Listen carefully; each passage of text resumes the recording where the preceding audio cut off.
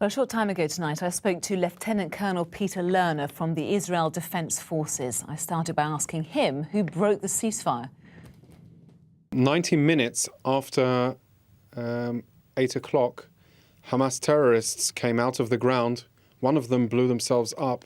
The other one shot at the IDF forces on the ground. That is what broke the ceasefire. Hamas says you broke the ceasefire. We have, as a result, Hamas are lying. They killed 2 of our soldiers and abducted a junior officer into the ground. This was at 9:30 this morning, an hour and a half after the ceasefire was in place. So can you confirm that an Israeli soldier has been held captive? Because Hamas are denying that. Our soldier, our officer, was abducted into the ground by terrorists. This is the MO, the modus operandi of Hamas.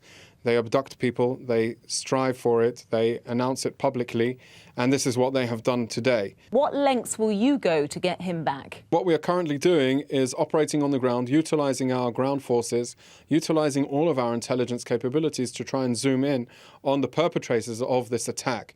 Indeed, it is a huge task. It is of great challenge to us. Your country's come under a huge amount of criticism this week. You've shelled 2 UN-run schools in the past 2 weeks. I mean, surely with your military expertise, you can see this is a disproportionate war. No, I don't agree with the premise of your question.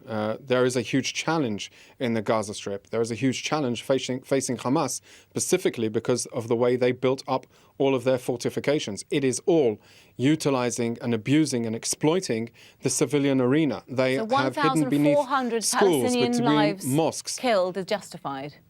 Every human life is a tragic loss. We are operating to minimize that risk. We are so why are you bombing UN schools if you're operating to minimize that? We are operating in order to restore security and safety to the State of Israel.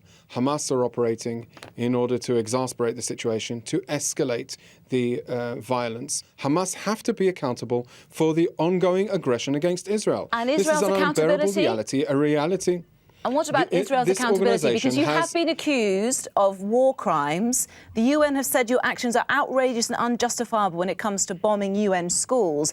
You may be winning the battle, but are you not losing the war internationally here?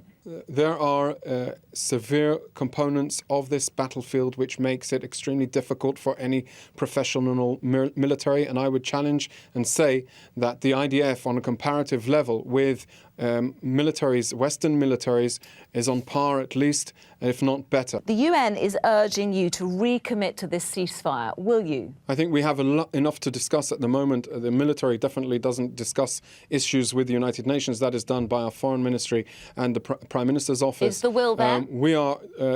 We are determined to combat the tunnels, to combat the rockets, and now we have a third component that we have to fight, the issue of the abduction of our soldier.